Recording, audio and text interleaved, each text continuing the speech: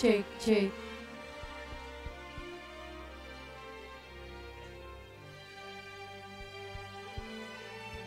Oke, mohon perhatiannya teman-teman semua, karena acara akan segera dimulai ya.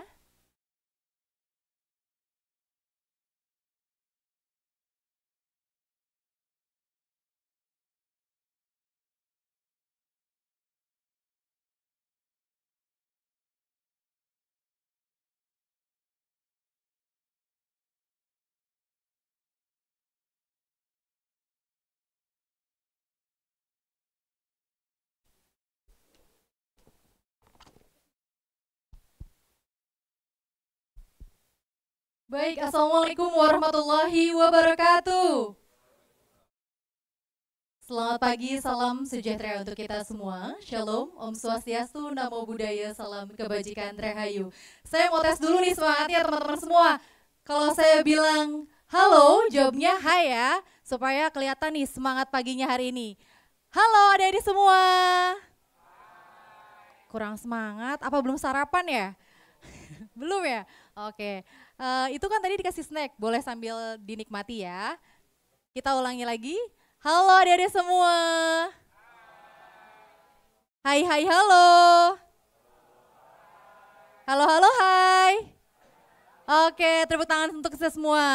Terima kasih. Baik, senang sekali saya Ratna Ningsi atau biasa disapa Nana akan membersamai Bapak Ibu para mahasiswa, para dosen mungkin yang juga mengikuti secara live, dan juga seluruh masyarakat yang hadir baik itu secara langsung maupun tidak langsung, karena kita juga hari ini eksklusif disiarkan melalui YouTube channel Kanwil Kemenkum Banten dan juga dan juga WhatsApp. Mohon maaf, dan juga Zoom meeting. Oke, dan acara hari ini tentunya akan ada tema. Temanya legalisasi lebih cepat dengan Aposti. Ada yang tahu legalisasi Aposti itu apa? Belum ya? Belum ada yang tahu? Nah, di sini kita akan mengupas secara tuntas apa itu Aposti dengan narasumber yang tentu handal di bidangnya. Siapa dia? Kita panggil Bapak Agus Prihandoko SHM Hum, analis hukum ahli media pada kantor wilayah Kementerian Hukum Banten. Boleh beri tepuk tangan ya?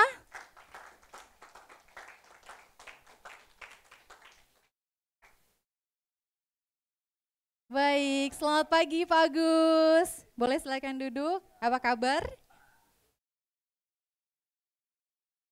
Alhamdulillah sehat, Mbak Nana. Gimana Mbak Nana sebaliknya? Oh, alhamdulillah baik. Perjalanan lancar dari kantor menuju UPH? Oh tadi alhamdulillah lancar sekali ya. Dari kantor di jam setengah 8 sampai sini jam setengah 9. Satu jam. 9. Lah. Lumayan Gimana ya. teman-teman semua? Sehat semua ya? Bapak Ibu pendamping dosen juga sehat selalu ya. Baik, Pak Agus, di sini kan kita membahas mengenai legalisasi Aposti.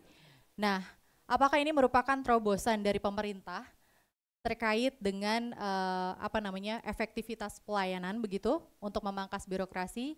Nah, tapi sebelum itu, sebelum kita mengulik lebih dalam, boleh dong overview sedikit tentang tugas dan fungsi dari kantor wilayah Kementerian Hukum Banten itu seperti apa, di mana masyarakat mungkin mengenalnya masih dengan nama kantor wilayah Kementerian Hukum dan HAM sebelum di era Bapak Prabowo ini.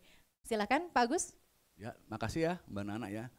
Teman-teman semua, sebelumnya namanya tuh Kantor Wilayah Kementerian Hukum dan HAM Banten. Tapi pas awal 2025 kita bertransformasi menjadi 4 kementerian. Ada yang tahu apa aja Pak kementerian itu? Kementerian Hukum, Kementerian HAM, Imigrasi, dan Pemasyarakatan. Jadi Aposti ini adanya di kantor wilayah Kementerian Hukum. Lebih tepatnya lagi ada di Divisi Pelayanan Hukum. Lebih tepatnya lagi, dikerucutkan lagi adanya di bidang administrasi hukum umum. Ada pernah dengar belum? AHU, administrasi hukum umum. Seperti itu ya. Jadi ini ada di Orta Kementerian Hukum, Ortanya tuh nomor ortanya saya nggak hafal juga ya, nama ortanya saya nggak hafal karena emang nggak di ini ya. Ada di Orta Pemilihan Hukum nomor 2 tahun 2024. Inilah yang menjadi cikal bakal jadi Kementerian Hukum. Untuk aposti ini, tadi saya bilang tadi itu adanya di bidang AHU di divisi pelayanan hukum. Apa tugas dari Kementerian Hukum yang ada di divisi pelayanan hukum? Ini ada beberapa ya, ada pengorganisasian, perencanaan dan pengendalian program dan pelaporan. Lalu ada pelaksanaan pelayanan di bidang administrasi hukum umum dan kekayaan intelektual dan pemberian informasi hukum. Nah, inilah di sini adanya tadi namanya aposti. Tulisannya emang apostile ya. Tapi dibacanya bukan apostile, bukan apostil, tapi apa? Aposti. Mungkin udah yang pernah mengurus aposti belum di sini? Karena kenapa kok kami mengambil lokus di UPH? Karena ada beberapa mahasiswa lulusan dari sini yang mengajukan permohonan aposti di kantor wilayah Kementerian Hukum Banten. Ada beberapa, hanya kita ngambil lokus di UPH dan alhamdulillah dikabulkan dan diberi izin untuk mengadakan podcast atau talkshow di sini. Seperti itu adik-adikku semua, bapak ibu semua, mas mbak, kakang nong semuanya ya. Lalu yang ada juga tentang fasilitasi perencanaan pembentukan dan perancangan peraturan daerah dan pembentukan peraturan kepala daerah. Ini biasanya yang terkait dengan peraturan daerah atau perda, pembentukan perda itu di tempat kami juga. Tapi ini beda divisi. Kalau ini divisinya di peraturan perundang-undangan dan pembinaan hukum. Jadi di Kanwil Hukum itu ada 2 divisi. Divisi pelayanan hukum dan divisi peraturan perundang-undangan dan pembinaan hukum. Seperti itu. Mbak Nana ya, betul Mbak Nana? Betul sekali. Banyak sekali tugasnya ya Pak Agus ya. Ini masih banyak lagi tugas dan fungsinya masih banyak sekali, tapi nanti bisa dibaca sendiri sama teman-teman semua ya. Karena kalau dijelaskan begitu banyak tugas bisa dari durasi hukum. Ya, lebih dari 1 jam nanti kita ya. Nanti takutnya nggak keburu kan. Nanti teman-teman mau pada belajar di kelas lagi kan, nanti tersita waktunya di sini kan. Betul nggak teman-teman semua? Nah, betul. Karena kita juga dialog kali ini kita durasinya hanya 1 jam ya teman-teman semua. Jadi lanjut ke pertanyaan berikutnya Pak Agus. Kalau kita tahu mungkin masyarakat dan teman-teman di sini juga masih banyak belum yang tahu kan tentang legalisasi maupun aposti. Sebenarnya apa sih perbedaan legalisasi biasa itu dengan aposti? Terus bentuknya ini kayak gimana supaya mereka paham begitu Pak Agus? Oh iya. Silakan. Oh iya, siap. Jadi ini kan namanya kan legalisasi ya. Legalisasi lebih mudah dengan aposti. Lalu apa bedanya antara legalisasi dan aposti? Di mana bedanya? Nah, ini saya jelaskan ya. Jadi kalau emang ini kebanyakan jadi pertanyaan di teman-teman semua ya. Pak Agus, apa sih bedanya legislasi sama aposti? Di mana bedanya? Jadi gini, kalau legalisasi itu prosesnya. Proses mengesahkan atau mungkin pernah dengar ya namanya legalisir. Dulu kan masuk sini kan masih ada legalisir dari SMA kan, mau kuliah, legalisir sama SMA yang dulunya, di mana SMA-nya, dilegalisir kepala sekolahnya atau siapa kan. Nah itu, jadi legalisasi itu adalah proses pengesahan atau penandatanganan dokumen secara sah dan asli. Oleh siapa? Oleh lembaga atau badan yang berwenang. Misalkan kalau SMA ya dari kepala sekolahnya. Kalau SKCK dari siapa? SKCK siapa yang legalisir? polisian. Jadi pada proses ini umumnya digunakan oleh dokumen-dokumen yang akan dipakai saat teman-teman akan ke luar negeri. Biasanya itu kalau yang mau sekolah tuh ada ijazah, ada SKCK, ada akte kelahiran, seperti itu Mbak Ana ya. Sedangkan kalau aposti, apa aposti itu? Proses legalisasinya. Kalau tadi legalisasi ada proses pengesahan. Kalau aposti proses legalisasinya. Legalisasinya dokumen yang sah dan resmi. Seperti ijazah, akte kelahiran, atau mungkin sertifikat dari lembaga pendidikan. Agar apa? Dapat diakui keasliannya. Seperti itu. Jadi aposti ini merupakan tanda atau stempel.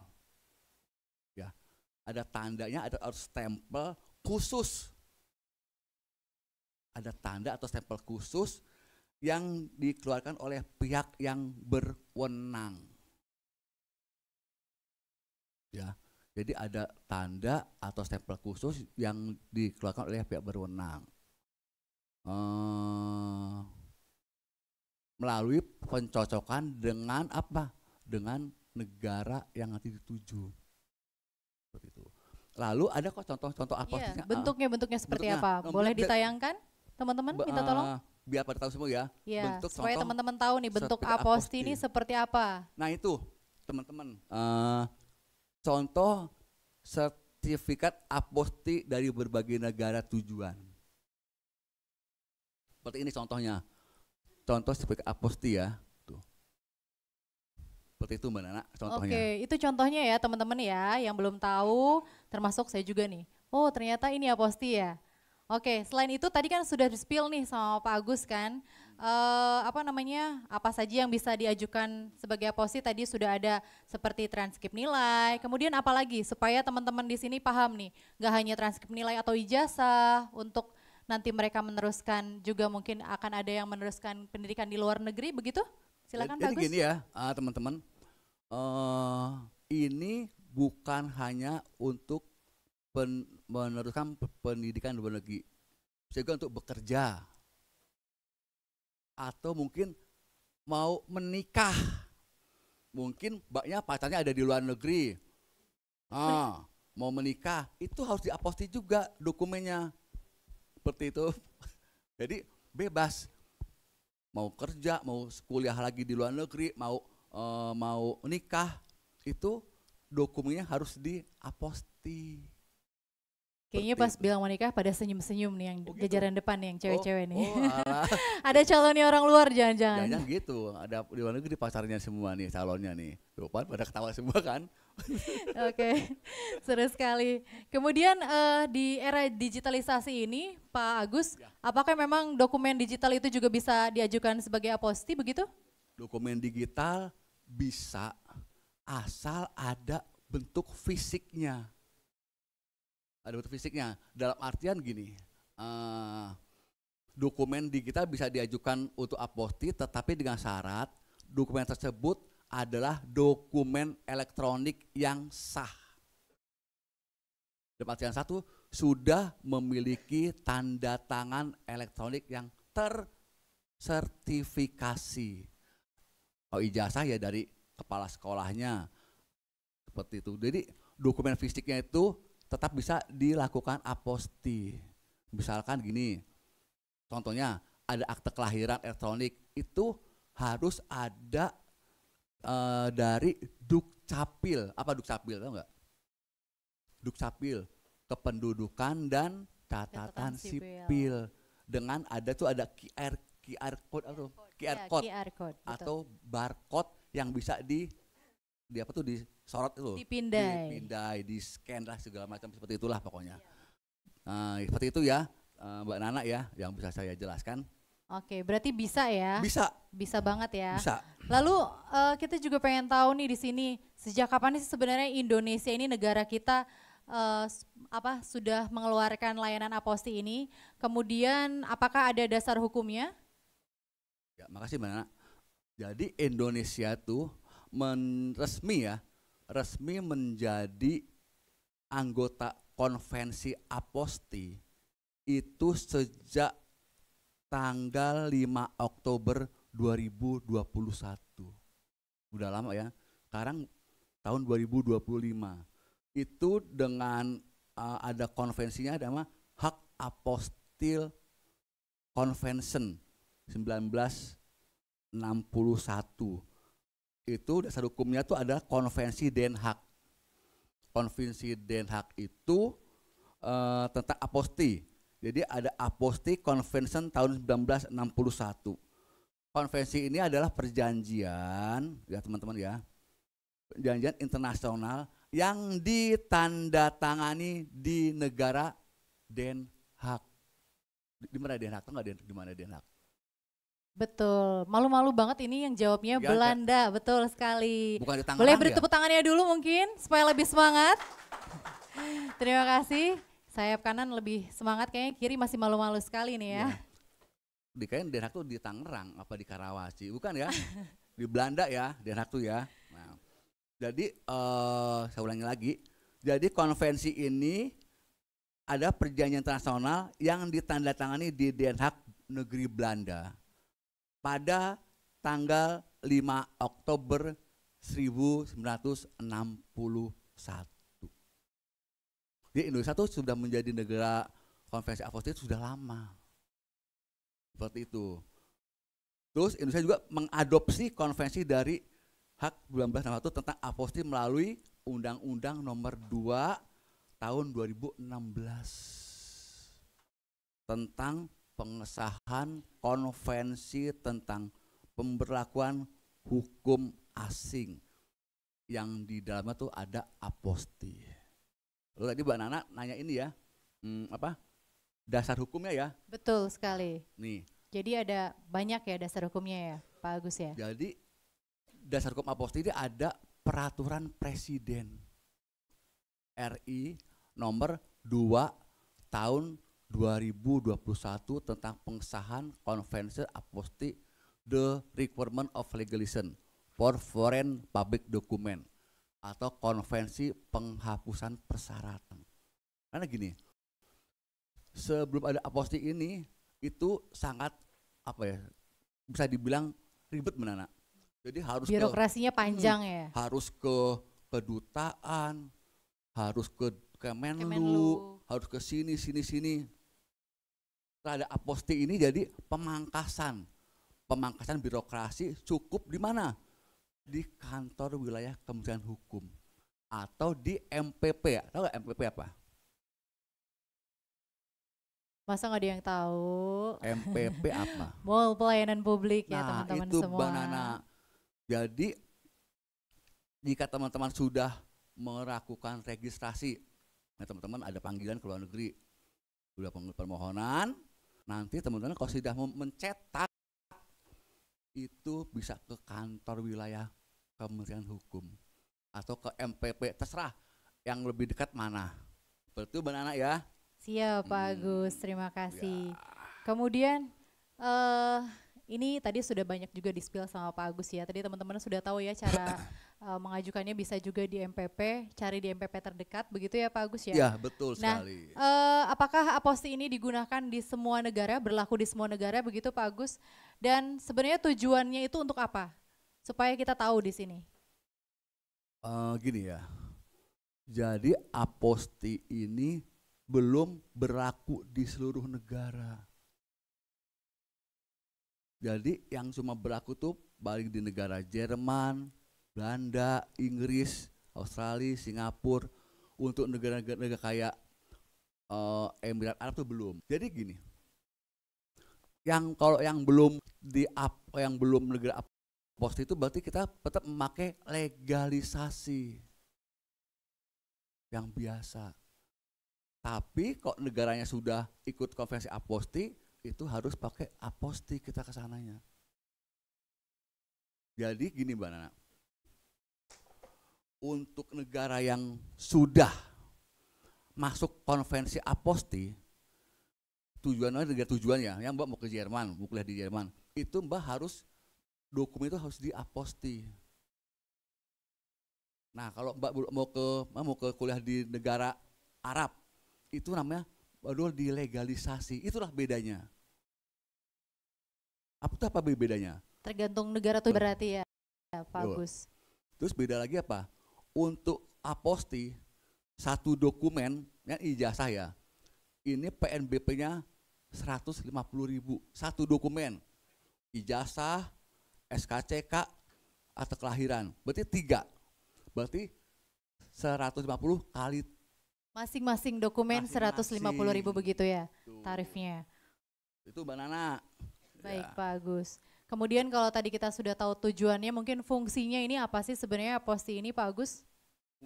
Fungsi aposti. Iya, fungsinya ini untuk apa? Jadi gini ya, fungsi aposti ini supaya kita tuh di negara tujuan tuh menjadi resmi atau sah.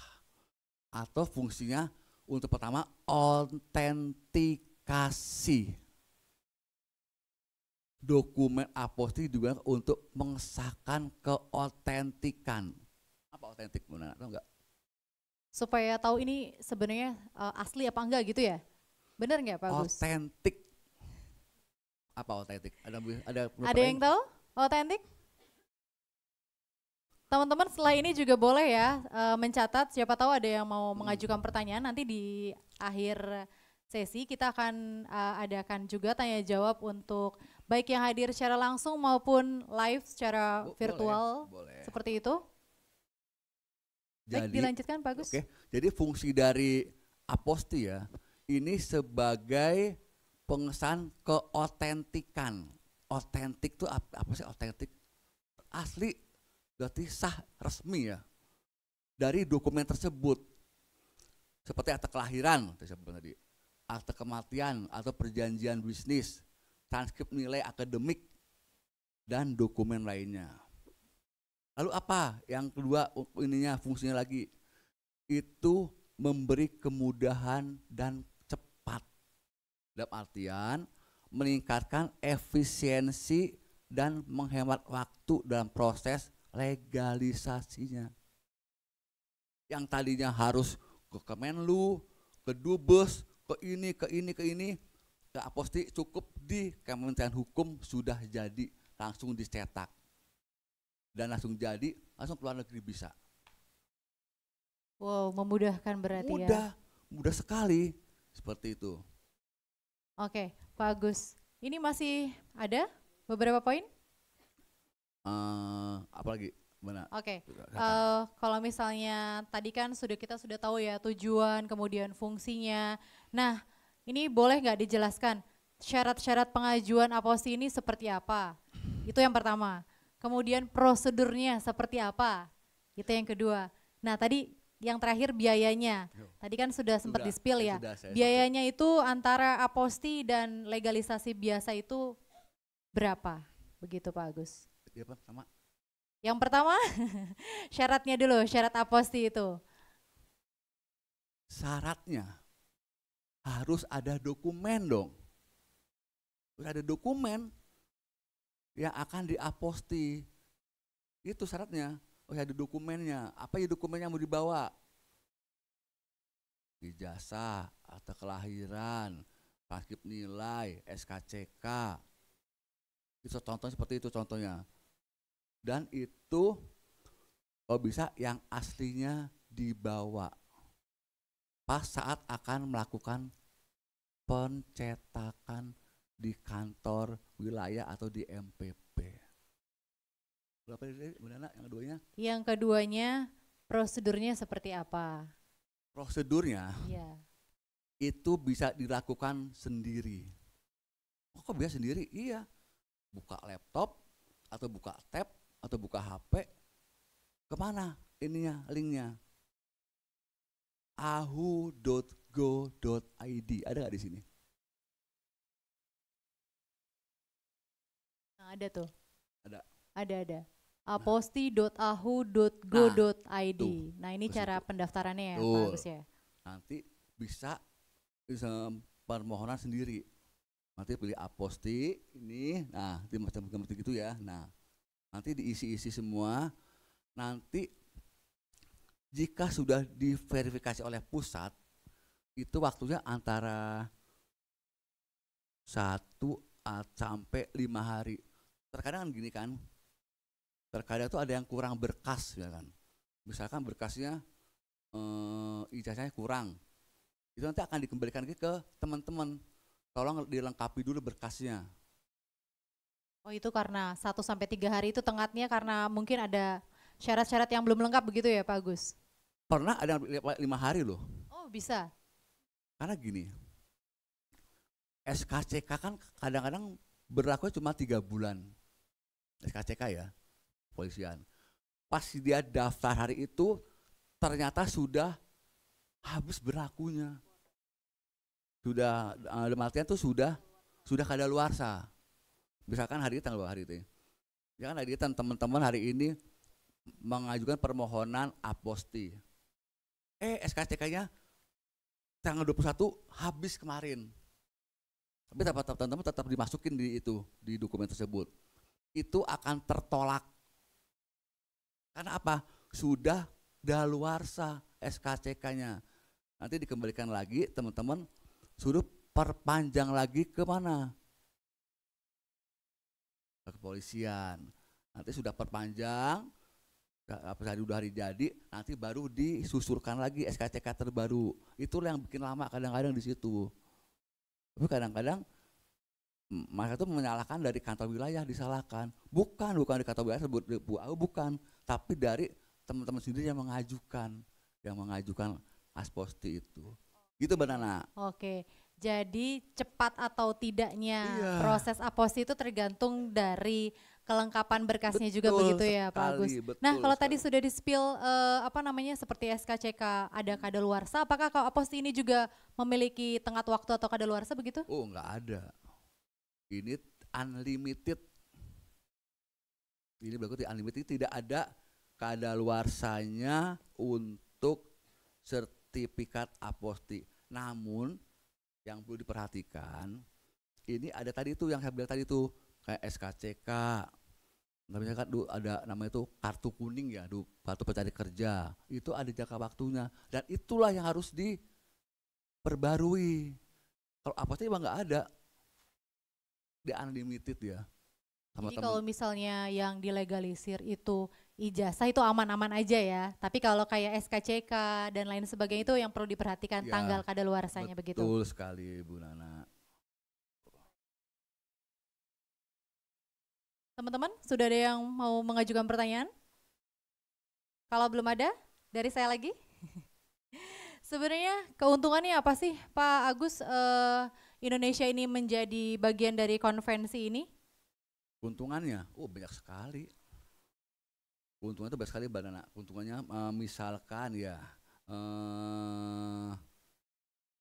contohnya apa ya, yang enak ya, biar teman-teman bisa mencerna. Keuntungannya gini, misalkan untuk Indonesia tuh ya, Indonesia tuh berarti dia sudah menjadi negara yang sudah ikut konvensi aposti. Jadi di sini itu, nah saya nggak apa juga sih untuk keuntungannya karena kan saya ini yang biasa ya ini ya, yang bisa terjadi di dalam yang bisa ditangani itu biasanya keuntungannya tuh jadi gini, menjembatani perbedaan sistem hukum antar kawasan sehingga negara Indonesia itu dengan mudah masuk ke dalam era perdagangan bebas. Itu yang pertama. Jadi menjembatani Indonesia dan negara lain dalam hubungan perdagangan bebas. Tuh yang pertama. Itu yang kedua, mempersingkat waktu Tadi itu saya bilang Mbak Nana. Iya, betul. Waktu Pemangkasan birokrasi ya. proses legalisasinya lebih mudah dan cepat.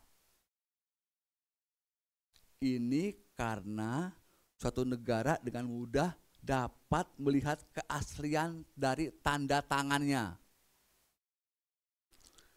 hanya dengan menggunakan sertifikat aposti dalam dokumen publik asing tadi itu. Lalu ya benar ya keuntungan lain lagi ya. Oke. Menghemat biaya.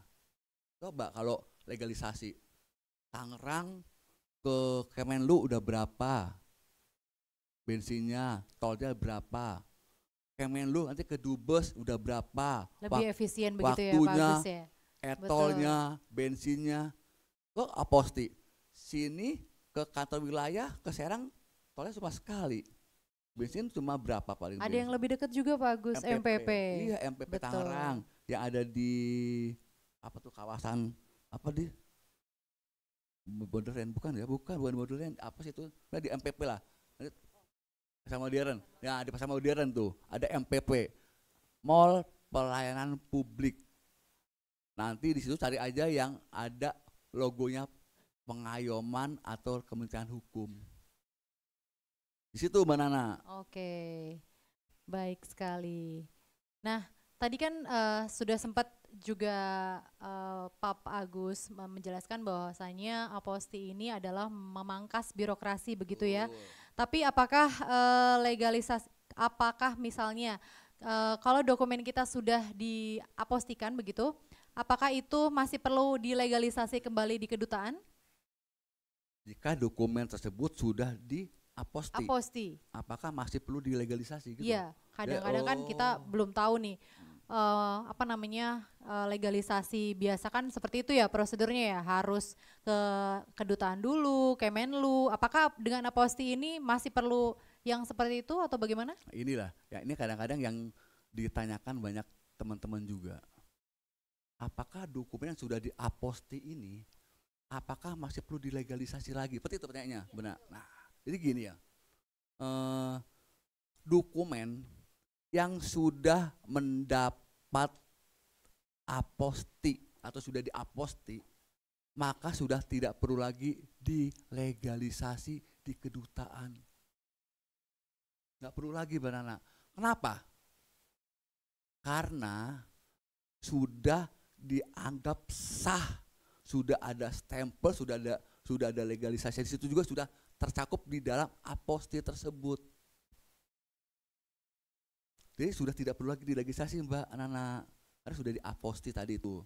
Seperti itu. Jadi sangat-sangat efisien sekali ya, ringkes gitu ya Pak ya. Kemudian tadi biayanya kayaknya baru dijelaskan kalau aposti itu kan 150.000 per lembar begitu ya, per dokumen. Nah, apakah legalisasi biasa juga harganya sama atau bagaimana? Gini, kalau legalisasi itu karena dia yang namanya banyak prosedurnya ya, harus ke sini, itu lebih murah. Berapa murahnya? Cuma 50.000. Cuma 50.000. Kalau aposti 150.000, tapi bedanya itu keuntungannya ini ya. Keuntungan tadi kan cuma singkat, cuma sekali aja sudah jadi. Kalau legalisasi masih harus ke kedutaan besar, legalisasi sana, ke Kementerian Luar Negeri, nanti ke mana lagi banyak yang harus dilalui, tergantung dari permintaan dari legalisasinya. Aposti mah nggak perlu gitu. Udah cukup tapi memang lebih mahal. Satu dokumen 150.000 kali 3 4,5 kali 5 4 berapa kali berapa udah berapa. Cuma yang lebih mudah. Dan itu lebih sah dan diakui di negara tujuan. Itu Mbak Nana. Oke, jadi memang aposti ini banyak keuntungannya ya. Tadi banyak sudah yang tergabung dalam konvensi aposti begitu akan mendapatkan kemudahan-kemudahan. Jadi bagi teman-teman di sini, baik yang nonton juga secara langsung, secara live di YouTube channel kita, bisa banget segera mendaftarkan apostinya nanti ya. Tapi setelah itu saya juga ingin menanyakan Pak Gus, kita nih kadang-kadang kan bingung nih, apakah ini dokumennya benar-benar sudah diaposti apa belum? Bagaimana sih cara mengecek bahwa ini asli atau tidak? Ada nggak sih cara pengecekannya? Oh pasti ada. Dan itu mudah, mudah sekali. Semua orang bisa ngecek. Itu nanti ada ini kan, ada barcode-nya. Oh dari barcode-nya itu ya? Bisa ketahuan. Jika nanti di barcode di center lagi. Di apa namanya? Di center ya? Iya. Tahu aja Mbak ya. Di scan, nanti kalau muncul red berarti asli. Seperti itu. Tapi kalau di center nggak muncul apa-apa berarti ya aspal alias asli tapi palsu itu gitu ya. gampang mudah pokoknya. Ya itu ada barcode-nya lah di situ. Bisa di scan tadi itulah pokoknya lah. Gampang pokoknya. Pasti asli. Iya, di scan barcode-nya ya Pak Agus ya, lucu sekali Pak Agus ini. Seperti itu, yang benar ya. Oke. Boleh beri tepuk tangan dulu mungkin teman-teman semua. Biar semangat ini Pak Agus. Masih banyak soalnya pertanyaannya Pak Agus. Belum lagi nanti dari teman-teman mungkin ada yang sudah mempersiapkan juga pertanyaannya di luar sana. Boleh. Oke. Selanjutnya siapa saja sih yang bisa mengajukan aposti ini Pak Agus, dan bagaimana misalnya jika saya ingin mengajukan mewakili keluarga saya, apakah itu bisa? Semua orang tanpa terkecuali, masyarakat, mahasiswa, bapak ibu yang ingin bekerja, ingin melanjutkan kuliah, ingin nikah di luar negeri, itu bisa mengajukan aposti. Jadi semua orang tanpa terkecuali ini kan sudah HAM kan, ini kan HAM kan, hak asasi manusia semua dilindungi untuk melakukan permohonan aposti dan legalisasi. Seperti itu Mbak Nana. Jadi semua orang bisa mengajukan begitu ya. Bisa. Tapi kalau misalnya saya nih mewakili keluarga, apakah itu perlu surat kuasa begitu? Harus. Memang mewakili keluarga kan. Nanti siapa ini? Ibunya Mbak Nana ingin tolong dong nak, saya di ini surat kuasa, silakan ke Mbak Nana. Nanti Mbak Nana baru yang membuatkan dan nanti langsung dicetak di kantor wilayah atau di MPP tadi itu. Oke. Bisa jadinya. Bisa ya. Bisa diwakilkan, ya. Bisa bebas. Dan itu kadang-kadang sebuah perusahaan atau koperasi pun bisa, asal ada surat kuasanya dari koperasi atau dari lembaga tersebut. Oh, jadi dari badan hukum ataupun instansi bisa, juga bisa ya Pak Agus ya? Bebas Oke. sekali. Selain itu Pak Agus, boleh nggak sih kita informasikan dulu sampai dengan saat ini sudah berapa banyak pengajuan aposti di kantor wilayah Kementerian Hukum Banten? Sudah boleh berapa banyak? dibantu mungkin teman-teman? Ada permohonan itu sekitar 3.128. Ini data dari tahun 2023. Ya, 2023 sampai bulan September 2025. Ada 3.128 pemohon yang mengajukan aposti. Ini yang didata di kantor wilayah apa di semua Mbak Pina ini? Di kantor wilayah aja nih. Oh ini di Kanwil ya? Belum yang di MPP Tangerang, yang di Cikini, yang di pusat. Jadi sudah banyak, ternyata banyak juga yang akan ke luar negeri ternyata ya. Seperti itu. Oke. 3.128. Oke baik. Mungkin sebelum saya ke pertanyaan berikutnya, ini ada pertanyaan dari para peserta yang ikut secara Zoom. Boleh mungkin ditayangkan pertanyaannya seperti apa?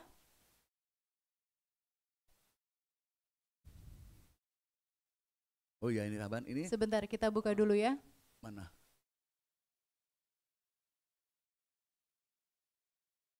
Ini negara terbanyak itu negara Jerman loh. Negara terbanyak tujuan untuk aposti negara Jerman, Korea Selatan dan Turki. Sebentar masih kita cari.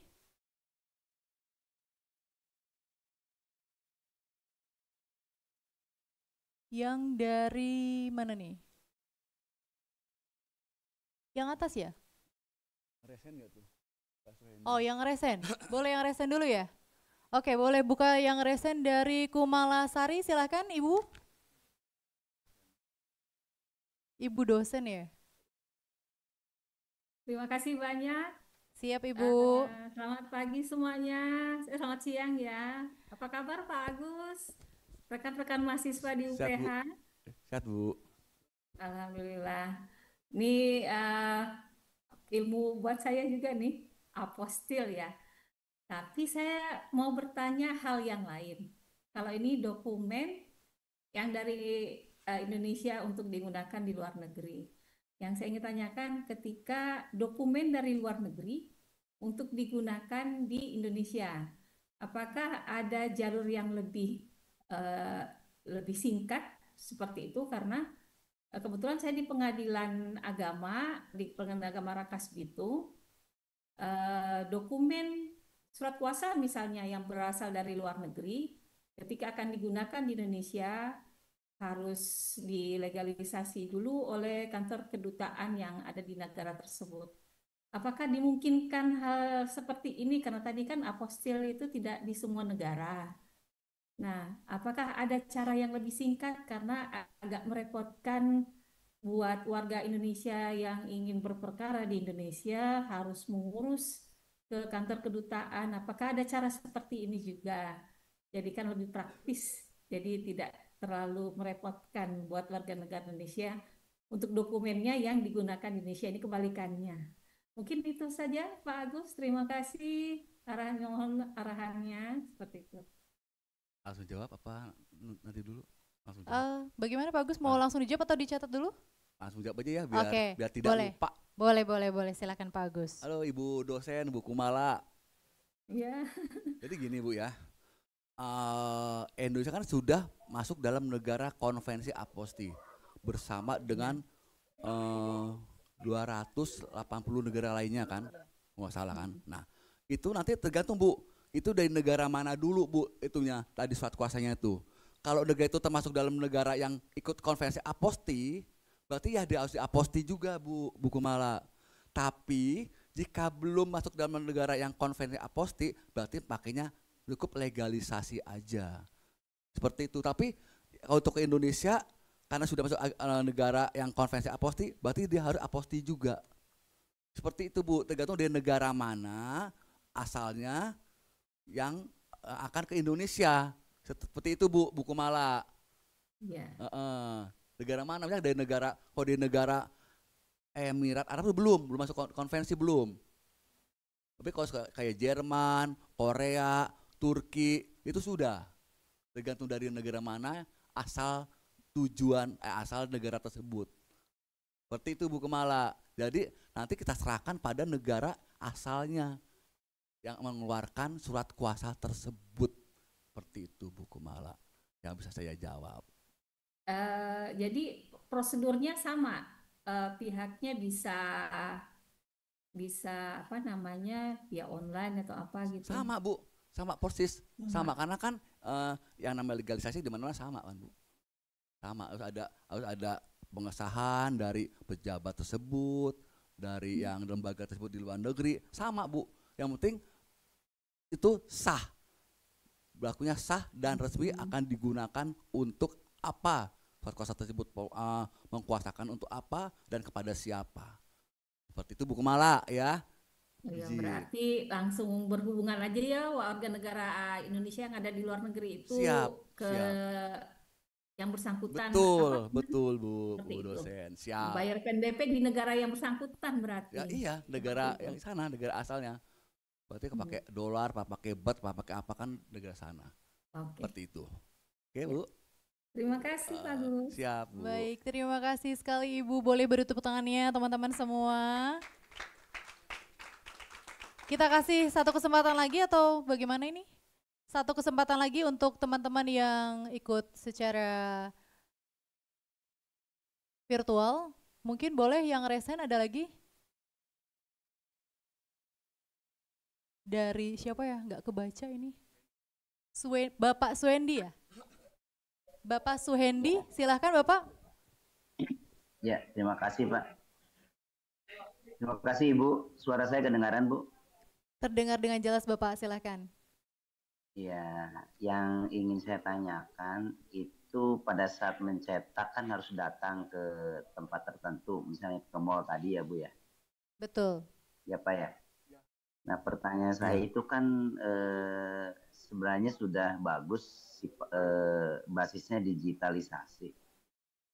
Apa sih yang melatar belakangi tidak bisa dicetak di rumah gitu? Apakah memang ada kertas khusus yang disiapkan di sana sehingga tidak sembarang mencetak atau memang ada cap atau ada pengecapan lagi ya yang harus dilakukan sehingga harus datang gitu. Mohon penjelasannya karena sering saya lihat tuh setiap departemen ketika ada kegiatan itu kayak ini apa ya budaya harus datang itu kayaknya masih melekat gitu. Mohon penjelasannya, makasih. Baik, bisa ditangkap pertanyaannya Pak Agus? Bisa. Bisa langsung dijawab? Oke, silakan. Makasih ya Pak Soendi ya. Pak Soendi dari mana Pak Soendi? Dari mana? Dari SMK 4 Kota Tangerang. Oh, Tangerang. Jadi gini Pak Soendi ya. Kenapa kok harus datang ya? Harus datang sendiri ke Kanwil atau ke MPP? Karena itu tahu nggak printernya? Itu kan printernya khusus. Terus kertasnya juga tuh khusus. Ada logo-logo kayak Garuda-Garuda gitu ya, yang Mbak Vina ya. Ini ada apa tuh sampel dia tadi ada kan? Boleh mungkin ditayangkan lagi tadi sertifikasi aposti supaya lebih jelas. Jadi kertas dan printernya tuh tidak sembarangan. Itu kami pun disub dari Dijen AHU. Tuh kertasnya seperti itu kertasnya. Tuh. Jadi bukan kertas kayak gini, enggak. Ada khusus dan ada ada legesnya. Seperti itu Pak Soendi. Jadi printnya pun bukan printer Canon biasa, bukan. Printer itu beda. Itu enggak ada yang jual printernya. Khusus ya pengadaannya ya Pak itu Agus dikasih dari Dijen AHU kami. Setiap kanwil dikasih printer untuk khusus pencetakan aposti. Dan itu pun tidak boleh dipakai untuk printer lain. Karena emang tintanya beda, kertasnya beda, dan serba beda semua. Seperti itu Pak Soendi. Jadi kita bukannya mempersulit teman-teman semua ya. Ini emang sudah seperti itu aturannya, dasarnya. Kalau emang permohonan bisa sendiri. Permohonannya, ngisi-ngisinya tuh bisa sendiri. Tapi pada saat pencetakan itu harus ke kantor wilayah atau ke MPP. Dan itu udah gratis, udah nggak perlu bayar lagi. Bapak cuma bayar PNBP aja. Nanti kalau sudah dicetak, Bapak nggak usah ngasih ke ini Pak, nggak usah ngasih ke petugas kami, nggak usah. Karena kami sudah digaji oleh negara, Bapak. Sesuai PNBP jadi ya Pak ya. PEGO ya tarifnya PEGO, cuma 150.000 begitu. Satu dokumen. Kalau ketiga ya 3, berarti 4,5. Berarti itu Pak Soendi ya. Izin Bagaimana Pak. Bapak sudah cukup jelas? Ya, cukup jelas. Terima kasih Bapak atas penjelasannya. Siap, Baik, sama-sama Bapak. Terima kasih sekali. Oke, kalau tadi sudah ada 2 penanya dari yang ikut secara Zoom meeting, mungkin teman-teman di sini ada yang mau bertanya? Ada dong. Dari sayap kanan dulu mungkin? Boleh? Angkat tangannya. Tapi tante mau keluar negeri kan? Nah, ada nih. Mana? Teman-teman bisa minta dibantu mic-nya?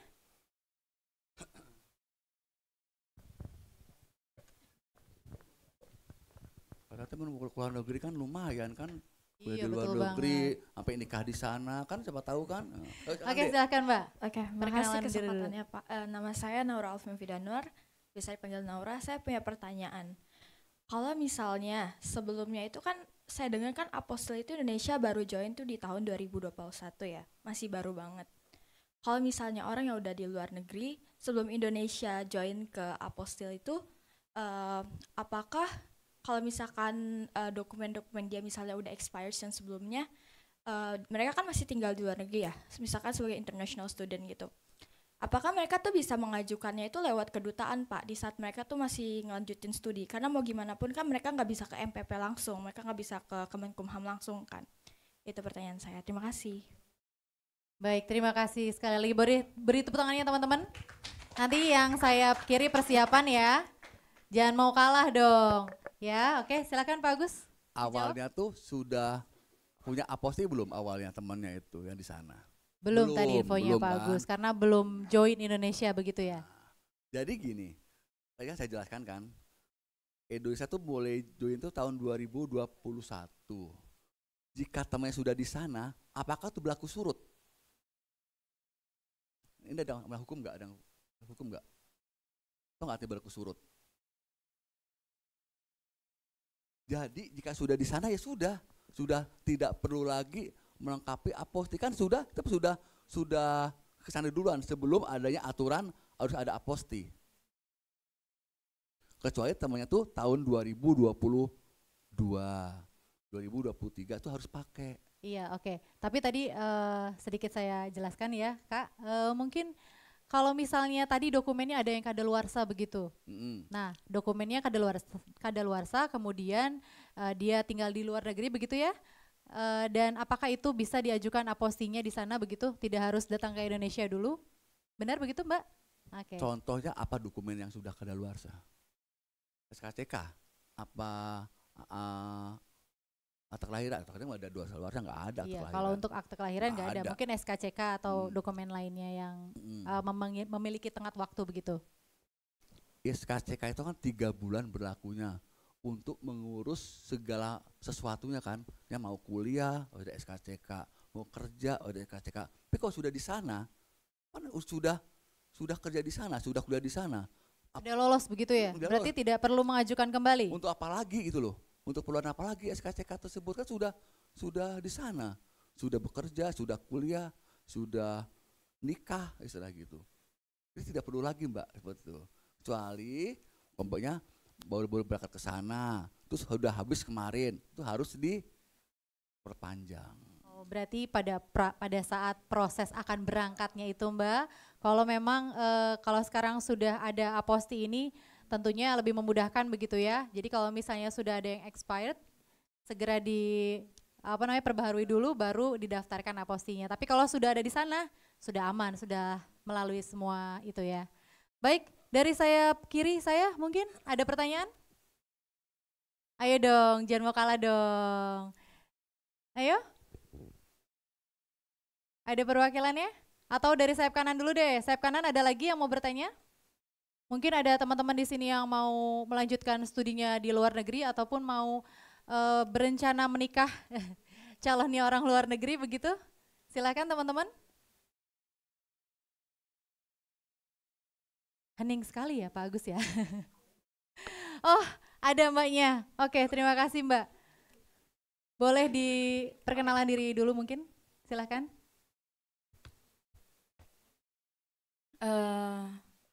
Terima kasih Pak atas penjelasannya. Perkenalkan, nama saya Caroline Victoria. Di sini saya mau bertanya Pak, ini kan dokumen yang berbasis digital ya Pak. Pasti nggak luput dari namanya peretasan dan pemalsuan data. Ya, bagaimana negara ini sendiri? Sorry Pak, saya izin lihat. Soalnya tadi saya sambil lihat. Nggak apa-apa. Okay. Sambil dilihat aja catatannya. Bagaimana negara ini sendiri menjamin perlindungan data pribadi dalam proses ini? Mungkin hanya itu pertanyaan saya Pak, terima kasih. Baik, terima kasih Mbak Caroline. Boleh beri tepuk tangannya dong teman-teman semua. Semangatnya. Setelah ini kalau masih ada yang mau juga masih ada waktu. Kita kasih kesempatan. Silakan Pak Agus. Mbak Nora ya? Mbak Caroline. Mbak Caroline. Contohnya berkas atau dokumen digital. Itu kok menurut saya sih. Tadi udah sempat disinggung ya di awal-awal. Jadi gini, itu harus pakai barcode kan ya. Bisa di barcode bahwa ini benar-benar dokumennya asli. Makanya kita jangan suka nyimpen berkas di HP, itu sangat bahaya sekali. Takut diretas atau diambil orang lain terus dipergunakan dengan yang tidak semestinya. Jadi kita kan ada juga kan undang-undang PDP kan, perlindungan data pribadi.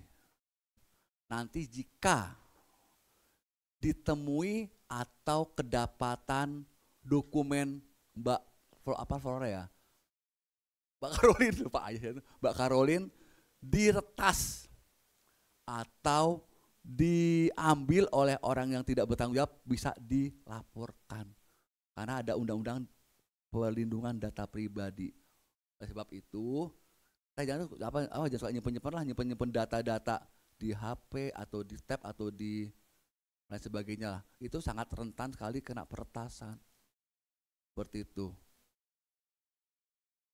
Tetapi nanti jika emang diperlukan bisa deh disimpan sebentar, lalu kalau sudah dipergunakan, apostinya sudah jadi, langsung dihapus. Karena kan sudah jadi dokumen sertifikatnya kan, sudah jadi kan. Kalau sudah jadi sertifikat apostinya, silakan langsung dihapus yang namanya dokumen yang ada di handphone. Nah, itu rawan sekali peretasan. Seperti itu ya, Mbak ya, Mbak Karolin ya. Bagaimana? Sudah jelas Mbak Karolin? Oh baik, terima kasih. Oke, ini ada satu pertanyaan lagi dari teman-teman yang mengikuti by YouTube, teman-teman ya. Pak Agus pertanyaannya seperti ini. Kalau salah kirim berkas misalnya, terus diajukan aposti, apakah ada waktu untuk merevisi? Kemudian soalnya kalau ngulang lagi, kan bayar lagi katanya gitu Pak Agus. Bagaimana? Silahkan. Ini dari Mbak Santi. Mbak Santi. Iya. Jadi gini ya, Mbak Santi ya, Mbak Santi Solo ya, bukan? Ya mungkin.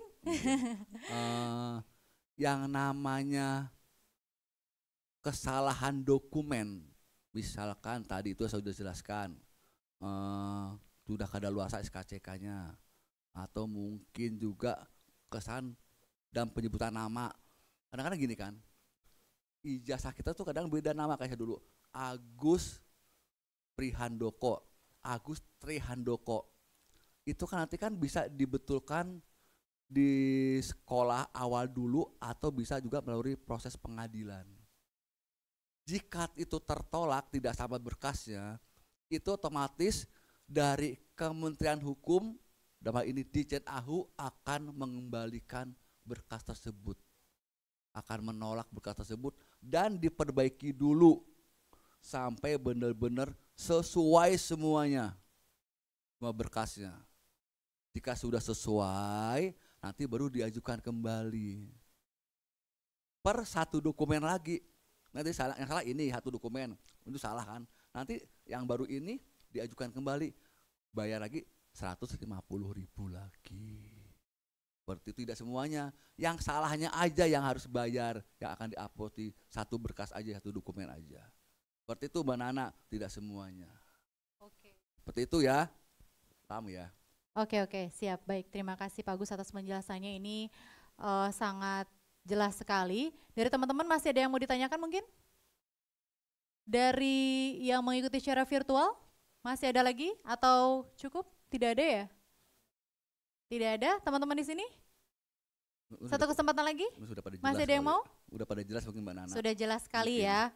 Baik, sebelum closing mungkin ada closing statement dari Pak Agus. Bagaimana jika teman-teman ingin mengajukan aposti dan lain sebagainya, silakan Pak Agus. Ya, makasih Mbak Nana. Jadi gini ya teman-teman ya. Aposti ini merupakan kebijakan dari pemerintah kita loh. Indonesia. Bentuk perhatian dan bentuk perhatian kita, negara kepada kita yang akan melakukan layanan dokumen publik antar negara.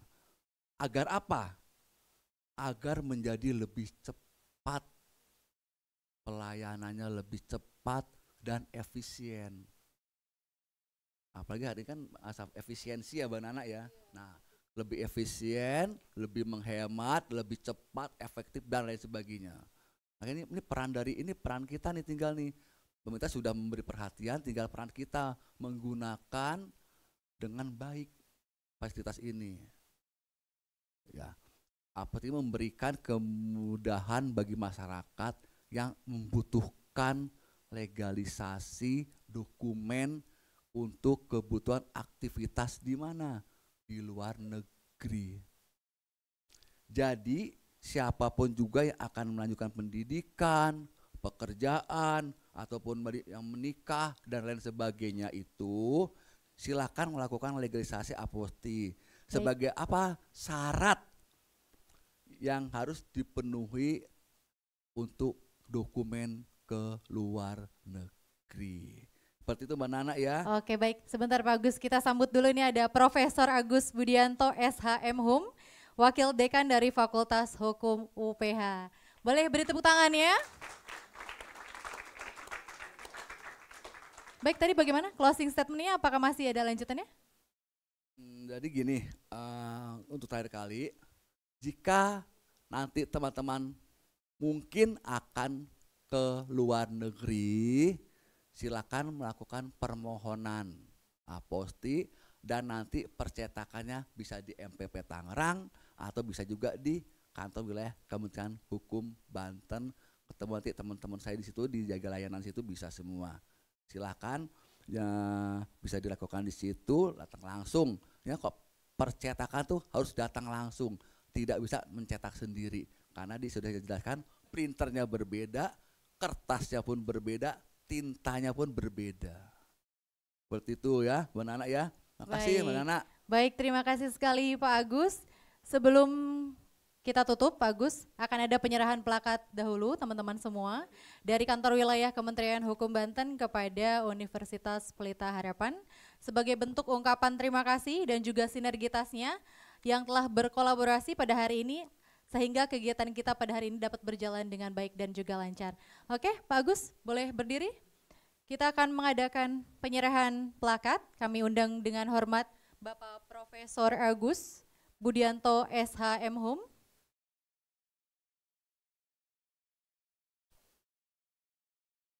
Diwakili dari kantor wilayah Kementerian Hukum Banten, ini ada Pak Agus Prihandoko SHM Hum.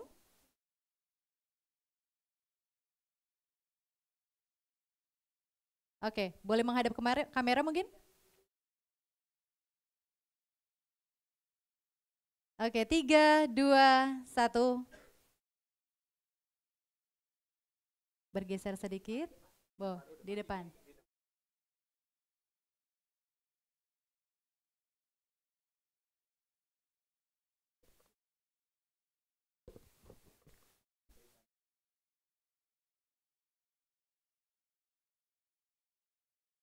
Baik, tepuk tangan yang meriah teman-teman semua. Terima kasih Profesor. Kami persilahkan kembali ke tempat semula. Baik teman-teman semua, tibalah kita di penghujung acara pada hari ini, acara talk show dengan tema legalisasi lebih cepat dengan aposti. Dan sekali lagi kami mengajak bagi teman-teman semua, baik yang mengikuti secara langsung maupun virtual, masyarakat dan seluruh pelajar, bagi yang ingin melanjutkan pendidikan ke luar negeri maupun bekerja, jangan ragu untuk mendaftarkan aposti karena biayanya amat sangat murah, hanya 150.000 saja, sangat terjangkau ya teman-teman. Prosesnya cepat dan juga ini sudah di konvensinya ada 128 negara. Jadi jangan ragu ya teman-teman, dan pembahasan hari ini sangat luar biasa sekali. Terima kasih sekali lagi kami ucapkan kepada Bapak Agus Prihandoko SHM Hum atas insight-insightnya untuk kita semua. Boleh beri tepuk tangannya dong teman-teman. Oke, tak lupa juga kami mengucapkan terima kasih banyak kepada Bapak Rektor dan juga pimpinan Universitas Pelita Harapan yang telah memfasilitasi kegiatan pada hari ini sehingga dapat berjalan dengan baik dan juga lancar, dan juga teman-teman kru di sini. Terima kasih untuk semuanya. Akhir kata saya Ratna Ningsi mohon undur diri. Wabillahi taufiq wal hidayah. Wassalamualaikum warahmatullahi wabarakatuh. Sampai jumpa di lain kesempatan. Terima kasih.